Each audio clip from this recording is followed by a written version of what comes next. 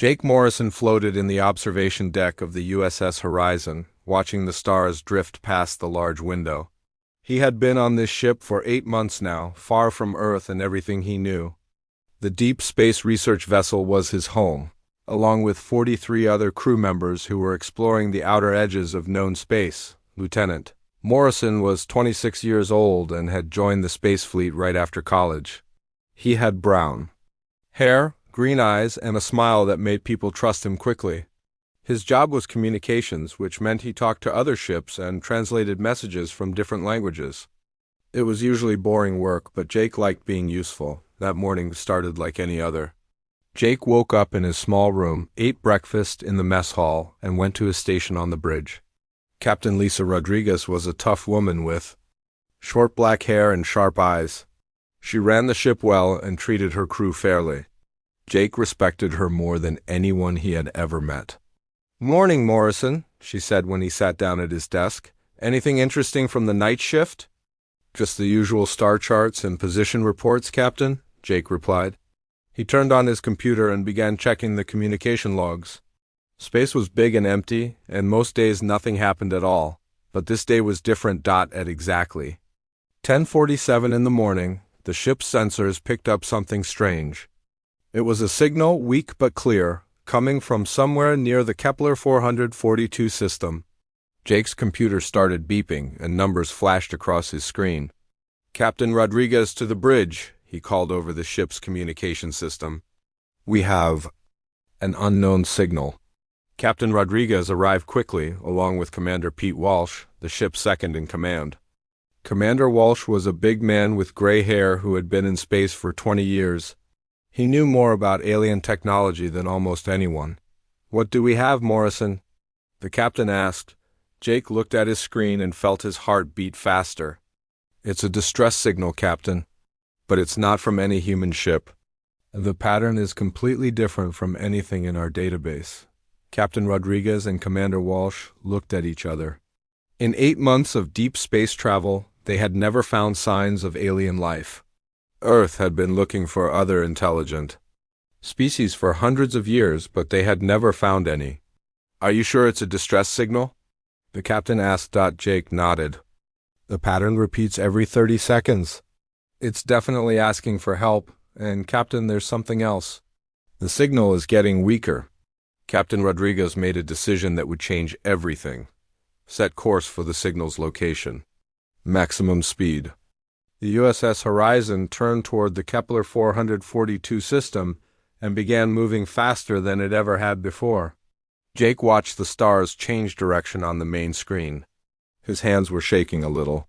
They might be about to meet aliens for the first time in human history. 3 hours later, they found the source of the signal. It was a ship, but not like any ship Jake had ever seen. Where human ships were straight and angular, this one was curved and smooth. It looked almost like a flower floating in space, with metal petals that gleamed in the light of a distant star, but the ship was badly damaged.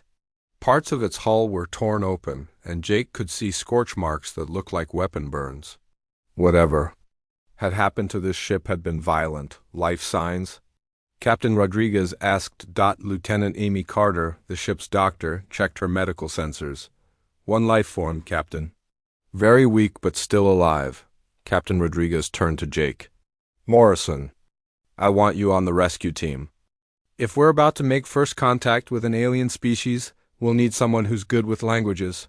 Jake's mouth went dry. "Yes, Captain." 20 minutes later, Jake was putting on a spacesuit in the shuttle bay. He had been trained for this, but he had never thought it would actually happen. Dr. Carter was with him, along with Security Chief Ryan Cooper and Engineer Lisa Park. They were about to board an alien ship. The shuttle ride to the alien vessel was short, but felt like hours. Jake looked out the small window and saw the damaged ship getting bigger. Up close, he could see that it was beautiful despite the damage. The metal had colors that shifted and changed like oil on water. "Remember," Dr. Carter said over the radio, "we don't know anything about alien biology. Be careful what you touch." They docked with the alien ship through a hole in its hull. The inside was dark and filled with strange air that their suits filtered out. Jake's flashlight showed walls that curved and twisted in ways that made him feel dizzy. They found the alien in what looked like the ship's medical bay. Jake's first sight of her took his breath away. She was lying on a bed that seemed to be made of crystal, unconscious but breathing. She looked almost human but was different in wonderful ways. She was about the same height as Jake but much thinner. Her skin was a pale blue-silver color that seemed to glow softly in the dark. Her hair was long and white, but it moved like it was underwater even though there was no wind. Her face was beautiful in a way that made Jake's heart skip. "She's alive," Dr. Carter said, scanning the alien with her medical equipment. "Heart rate is slow, but steady. Brain activity looks normal. Can we move her?" Security Chief Cooper asked. "I think so. But we need to be very careful." They lifted the alien woman gently and carried her back to their shuttle. Jake couldn't stop looking at her face. Even unconscious, she seemed peaceful and wise. He wondered what she was dreaming about. Back on the USS Horizon, they put the alien in the medical bay. Dr. Carter worked to understand her biology while the rest of the crew gathered around. Everyone wanted to see humanity's first alien visitor. "She's similar to us in many ways," Dr. Carter explained to Captain Rodriguez. "2 arms, 2 legs, 1 head. But her internal organs are different. Her heart has 3 chambers instead of 4, and her brain is about 20% larger than ours." "Any idea what species she is?" the captain asked. "None. She's completely unknown." "But Jake, I think she's waking up." Jake moved closer to the medical bed. The alien woman's eyes were opening slowly. They were large and a deep purple color, like the night sky just before dawn. When she saw Jake, she didn't seem afraid. Instead, she looked curious. She tried to sit up, but Dr. Carter gently pushed her back down. "Easy," the doctor said. "You're safe now." The alien woman looked confused. She said something in a language that sounded like music, with notes that went up and down in patterns Jake had never heard before. "I don't understand," Jake said softly. "But we want to help you." The alien woman looked at him for a long moment. Then she pointed to herself and said, "Zara." Jake smiled. "Zara, that's your name." He pointed to himself. "Jake," she repeated his name, and it sounded beautiful in her musical voice. "Jake." Captain Rodriguez stepped forward.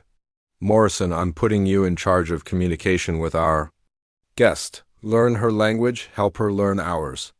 This is the most important job anyone has ever had." Jake nodded, feeling the weight of responsibility. He looked at Zara, who was watching him with those amazing purple eyes. He had no idea that he was looking at the person who would change his life forever.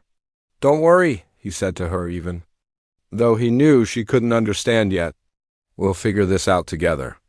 Zara smiled, and Jake felt something warm spread through his chest. It was the beginning of something that would shake the foundations of both their worlds. 3 weeks had passed since Zara came aboard the USS Horizon. Jake spent most of his time with her, learning her language and teaching her English.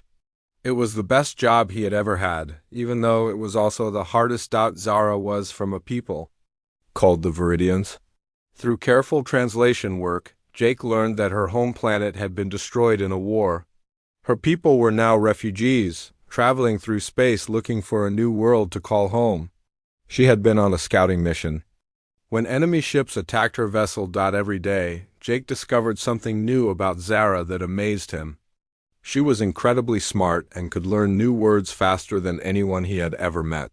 She could also sense emotions in a way that humans could not. When Jake was sad, she knew it before he did. When he was happy, she smiled before he even spoke. The universal translator that Dr. Carter had built helped them communicate better. It was a small device that could change Zara's musical language into English and Jake's words into her language.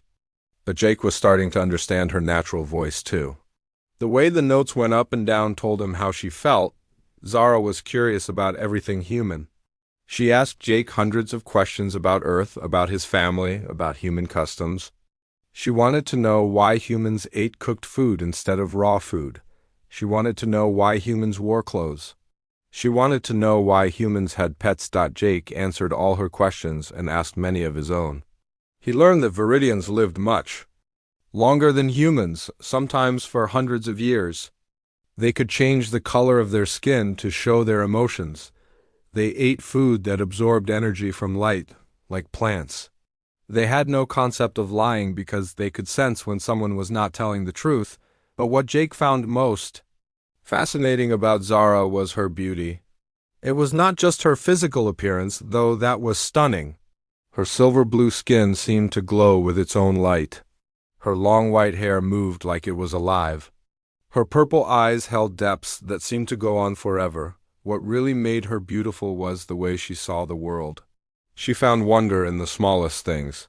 When Jake showed her a simple flower from the ship's garden, she spent an hour studying it, marveling at its colors and shape. When he played music from Earth, she listened with tears in her eyes, moved by melodies she had never heard before. Jake was falling in love with her, and he knew it.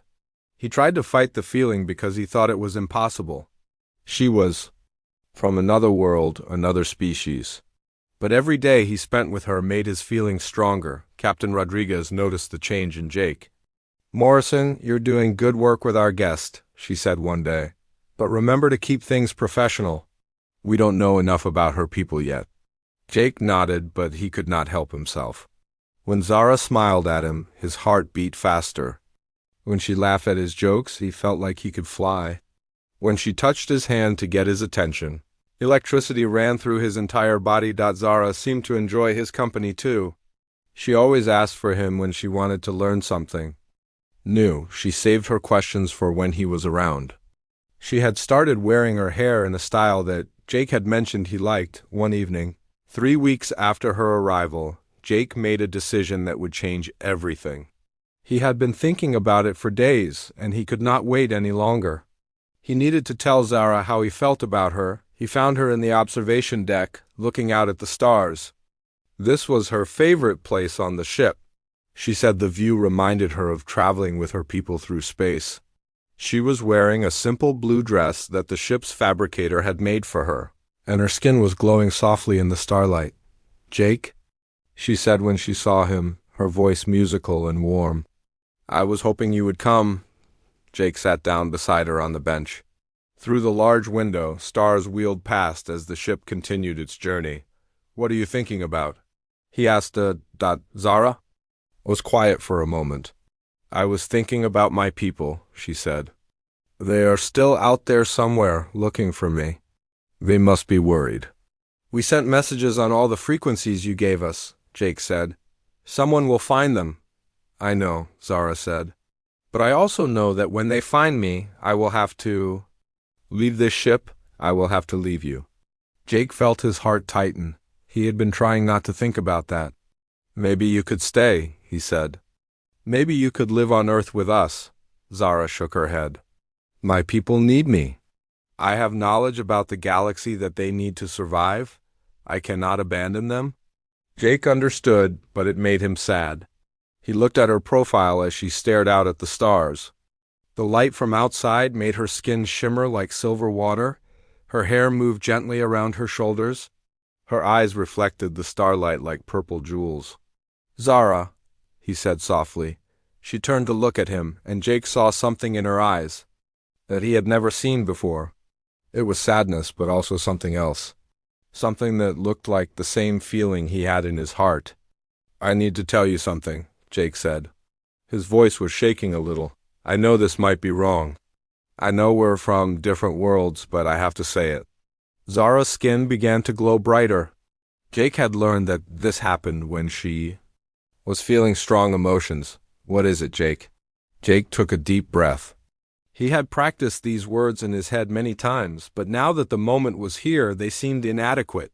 "I'll never meet someone as beautiful as you again," he said. The words hung in the air between them.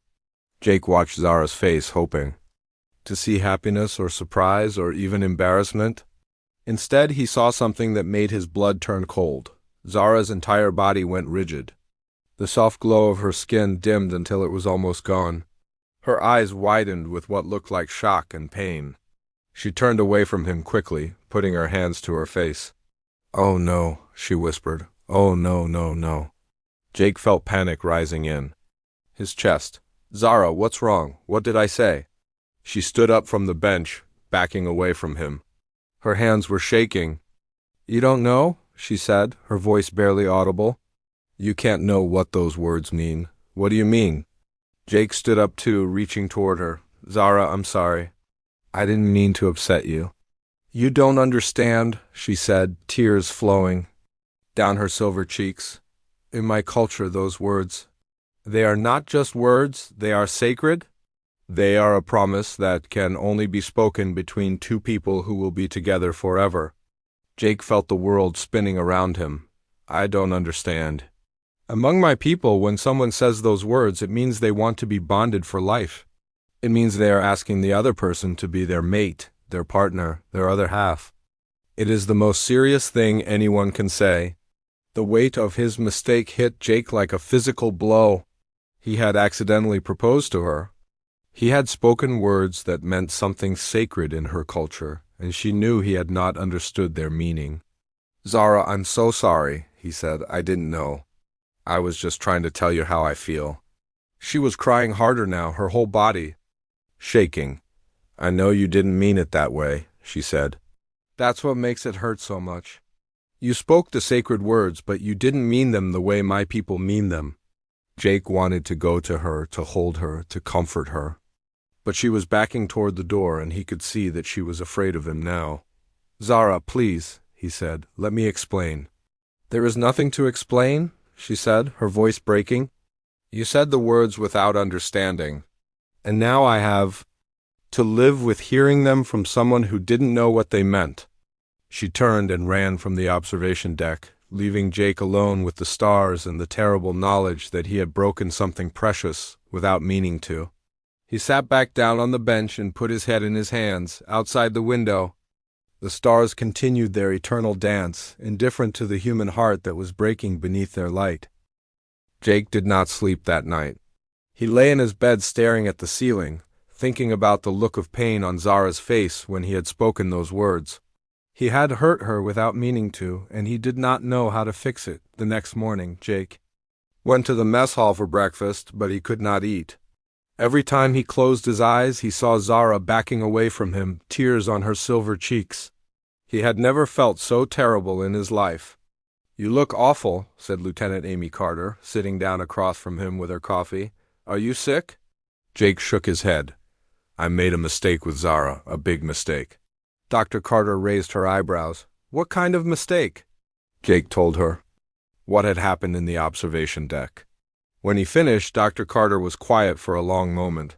Jake, I think you need to talk to Dr. Amanda Clark, she said finally. She's our expert on alien cultures and psychology. If anyone can help you understand what happened, it's her. Dr. Clark was a woman in her 50s with gray hair and kind eyes. She had spent her whole career studying different cultures and how they communicated. When Jake found her in her office, she was reading through the translation files about Zara's language. Sit down, Jake, she said when he knocked on her door. I've been expecting you. You have? Dr. Carter called me this morning. She said, you might need my help. Dr. Clark closed her files and looked at Jake seriously. Tell me exactly what you said to Zara. Jake repeated the words he had spoken in the observation deck. Dr. Clark nodded and began typing on her computer. I've been studying the Viridian language patterns, she said. Their communication is much more complex than ours. They don't just use words to share information. They use sound, emotion, and cultural meaning all at the same time. She turned her computer screen toward Jake. It showed a translation of Viridian phrases with notes about their cultural significance. Jake, what you said to Zara was not just a compliment. In Viridian culture, those exact words are part of a bonding ceremony. They are only spoken between two people who want to be mated for life. Jake felt his stomach drop. You mean I accidentally proposed to her? It's more than that, Dr. Clark said gently. Among the Viridians, these words create a spiritual bond. When someone says them, they are promising to love and protect the other person forever. It's like marriage, but deeper. It's a connection that lasts for their entire lives. Jake put his head in his hands. No wonder she was so upset. I basically asked her to marry me without understanding what I was saying. And because the Viridians are empathic, she knows you didn't mean it the way her culture understands it, Dr. Clark continued. She can sense that you were just trying to give her a compliment. That's what hurt her so much. Jake looked up at the doctor. Is there a way to fix this? Can I take back what I said? Dr. Clark shook her head. In Viridian culture once, those words are spoken, they cannot be taken back. The person who hears them must make a choice. They can either accept the bond or reject it forever. What happens if they reject it? They can never speak to each other again. It's considered too painful for both people. Jake felt like he was drowning. So, either Zara has to agree to be bonded to me for life, or we can never see each other. Again? That's how her culture works, yes. Jake stood up and began pacing around the small office. There has to be something I can do. I can't just let her suffer because of my mistake. Jake, there's something else you need to know, Doctor. Clark said. We received a message this morning. A Viridian rescue ship has found our location. They'll be here in 3 days to take Zara home. The news hit Jake like a physical blow. 3 days. He had 3 days to figure out how to make things right. With Zara, and then she would be gone forever. Where is she now? He asked. She's been staying in her quarters since last night. She won't come out and she won't talk to anyone. Jake felt desperate. I have to see her. I have to explain. Jake. Wait, Dr. Clark said. Before you do anything, you need to understand what you're facing. If you really want to make this right, you need to know what it would mean. She pulled up another file on her computer. The Viridians live much longer than humans. Zara is only 30 years old, but she lived for at least 300 years. Their bonding is not just emotional, it's biological. Once bonded, they can sense each other's feelings across great distances. They share dreams, they literally become part of each other. Jake sat back down. Are you trying to scare me? I'm trying to help you understand the magnitude of what you're dealing with, Dr. Clark said kindly. This isn't just about saying, sorry for a cultural mistake. If you want to be with Zara, you're talking about changing your entire life. You would have to leave Earth, leave your family, leave everything you know to live with her people. Jake was quiet for a long moment. He thought about his life on Earth, his job, his friends, his family. Then he thought about Zara, about her. Musical laugh and her purple eyes and the way she found wonder in everything around her. What would happen to me if I bonded with her? He asked.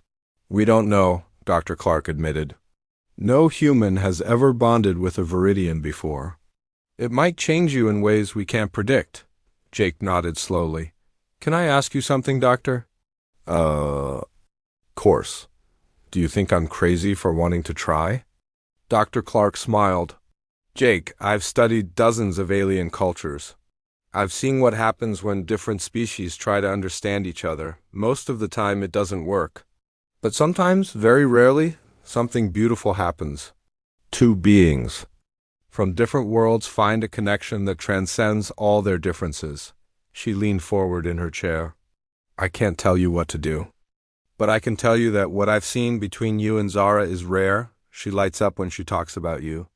You've been happier in the last 3 weeks than I've ever seen you. That kind of connection doesn't happen often. Jake felt a spark of hope. So you think there's a chance? I think there's always a chance when two people really care about each other. But Jake, you need to be absolutely sure. If you speak the bonding words again, and you mean them this time, there's no going back. You'll be committed to Zara for the rest of your life. Jake stood up. I need to think about this. You have 3 days, Dr. Clark reminded him. After that, she be gone. Jake left the doctor's office and walked through the corridors of the ship. Crew members nodded to him as he passed, but he barely saw them. His mind was spinning with everything he had learned. He found himself in the observation deck where everything had gone wrong. The stars were still there, still beautiful, still distant. He sat on the bench where he and Zara had been sitting, and tried to imagine his life without her. The thought made him feel empty inside. In just 3 weeks, Zara had become the most important person in his world. She made him laugh. She made him think. She made him want to be better than he was, but was he ready to give up everything for her? Was he ready to leave Earth forever? To live among aliens in a culture he didn't understand? Jake looked out at the stars and realized that the answer was already in his heart. He had known it from the moment he first saw her lying on that crystal bed in her damaged ship. He had known it when she first said his name in her musical voice. He had known it when she cried at the beauty of human music. He loved her. Really loved her. Not just because she was beautiful, but because of who she was. Her kindness, her curiosity, her wonder at the world around her. Her ability to find joy in simple things. Her wisdom that came from living in a culture that valued truth and emotion. The question was not whether he was ready to give up his old life. The question was whether he was brave enough to fight for the new life he wanted. Jake stood up from the bench and walked toward Zara's quarters. He had 3 days to convince her that his words had been a mistake, but his feelings were real. 3 days to show her that he understood what he was asking for. 3 days to prove that love could bridge the gap between worlds. Jake stood outside Zara's door for 10 minutes before he found the courage to knock. He had rehearsed what he wanted to say, but now all his words seemed wrong. How do you apologize for accidentally proposing to someone? How do you explain that? Your mistake came from real feelings? Zara, he said softly, knocking on the metal door. It's Jake, please, I need to talk to you. There was no answer. Jake could hear movement inside the room, so he knew she was there. He pressed his hand against the cool metal of the door. I know you're angry with me, he said. I know I hurt you. But please, just give me 5 minutes. Then if you want me to leave, I'll leave and never bother you again. The door stayed closed. Jake waited, counting his heartbeats. He was about to turn away when he heard the soft sound of the door unlocking. Zara opened it, just a crack. Jake could see one purple eye looking at him through the gap. Her skin was dim, almost gray. She had been crying. 5 minutes, she said, her voice barely a whisper. Jake nodded and stepped into her quarters. The room was small but comfortable, with a bed, a desk, and a window showing the stars. Zara had made it her own in the 3 weeks she had been there. She had drawings of her home planet on the walls and small crystals arranged on her desk that caught the light and threw rainbows around the room.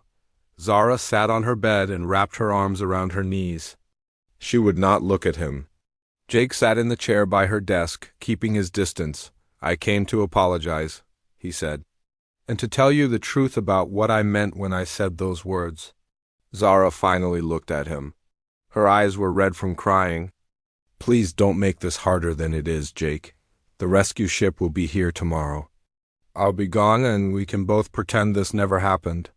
But I don't want to pretend, Jake said, his voice getting stronger. Yes, I know now what those words mean in your culture.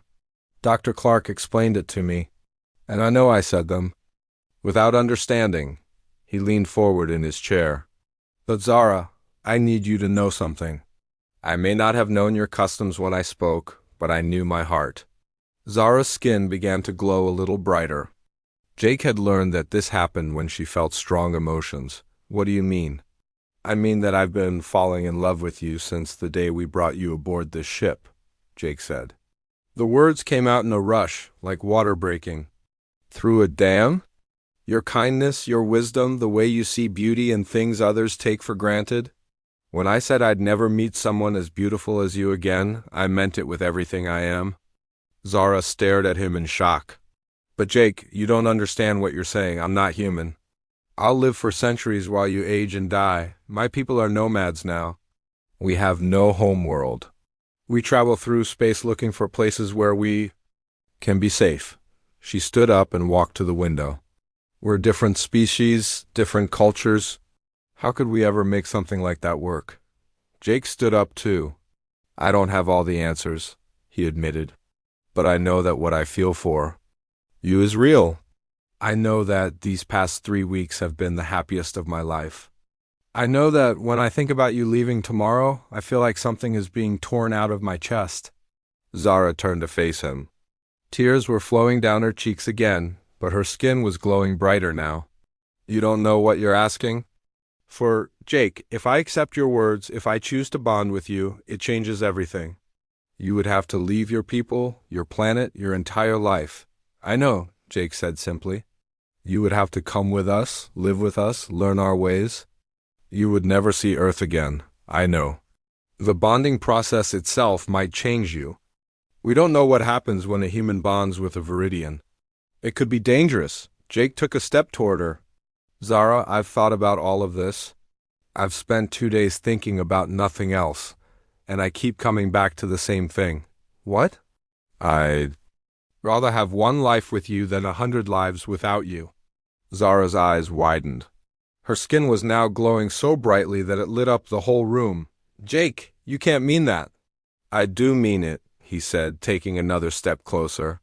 I love you, Zara, not just because you're beautiful, though you are the most beautiful person I've ever seen.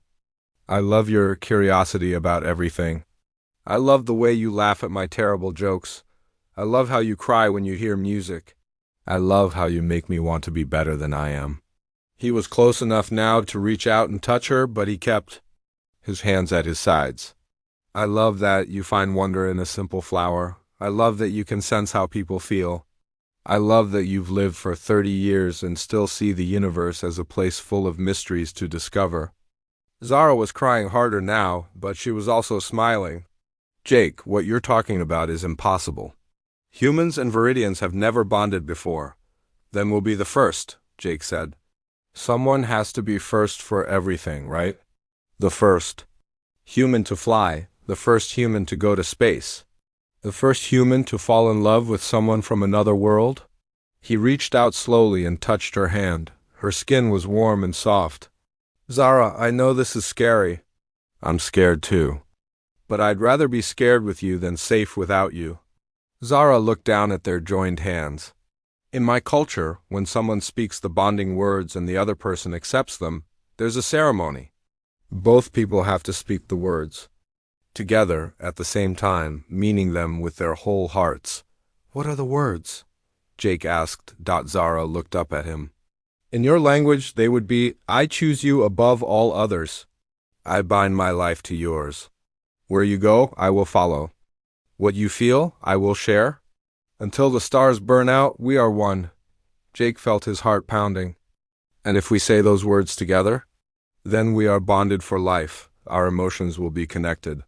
We will be able to sense each other across great distances. We will share dreams. In my culture, it is the most sacred thing two people can do. Jake squeezed her hand gently. Zara, I want you to know that I understand now. I understand what I'm asking for. I understand what it means, and I want it anyway. But what if it doesn't work? Zara asked. What if humans can't bond with Viridians? What if I hurt you somehow? Then we'll figure it out together, Jake said. Zara, love isn't about knowing all the answers. It's about being willing to face the unknown with someone you trust. Zara was quiet for a long moment. She looked at their joined hands, then out the window at the stars, then back at Jake's face. My people have a saying, she said finally. The heart knows truths that the mind cannot understand. When I first met you, Jake, my heart told me something that my mind said was impossible. What did it tell you? That you were going to change my life forever. She smiled through her tears. I think my heart was right. Jake felt hope rising in his chest like sunlight. Does that mean ... It means I want to try, Zara said. I want to bond with you, Jake Morrison of Earth. I want to share my life with you, even if we don't know what that life will look like. Jake lifted her hand to his lips and kissed it gently. Are you sure? Once we do this, there's no going back? Zara nodded. I'm sure, but Jake, we have to do it now, before my people arrive. If they find out what we're planning, they might try to stop us. Why would they stop us? Because they're afraid. They've lost so much already. They might see this as losing me too, Jake understood. Then we'll prove them wrong. We'll show them that love can bring people together, not tear them apart. Zara smiled, and for the first time in days, her skin glowed with warm, happy light. Are you ready to speak the words, Jake Morrison? Jake looked into her purple eyes and saw his future there. It was uncertain and scary and completely different from anything he had planned. It was also the most beautiful thing he had ever imagined. "I'm ready," he said.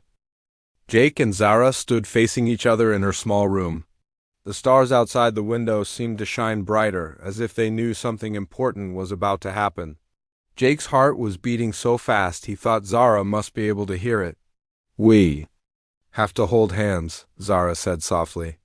"And we have to look into each other's eyes while we speak the words. In my culture, the eyes are the windows to the soul." Jake took both of her hands in his. Her skin was warm and glowing with soft light. When he looked into her purple eyes, he felt like he was falling into deep water. "The words have to come from your heart," Zara continued. "If you don't mean them completely, the bonding won't work. Are you ready?" Jake nodded. "I'm ready." They spoke the words together, their voices mixing in the small room. "I choose you above all others.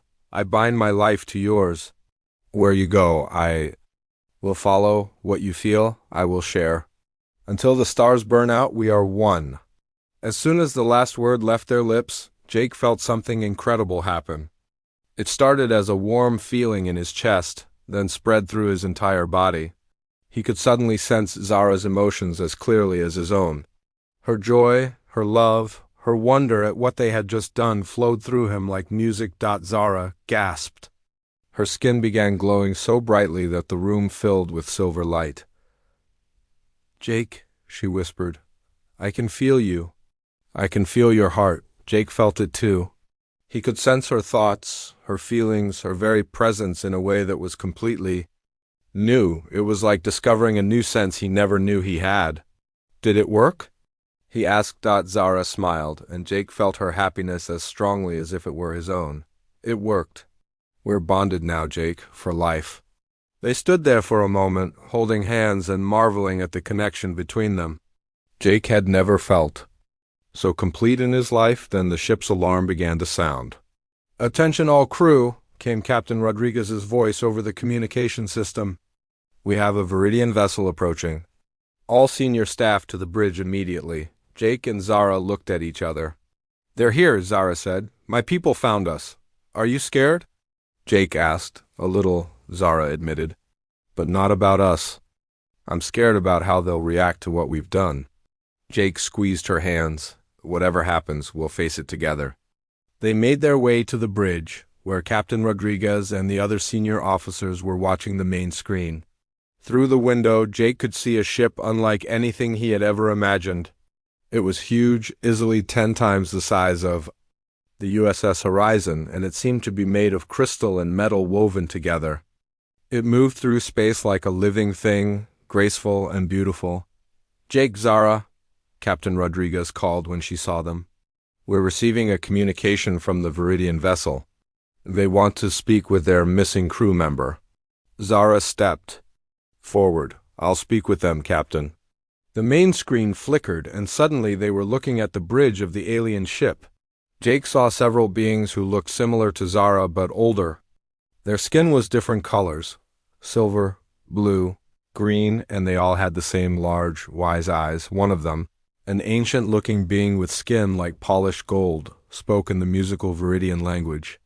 The universal translator converted his words to English. "Zara, child of my heart, we have searched for you across a dozen star systems. Are you well?"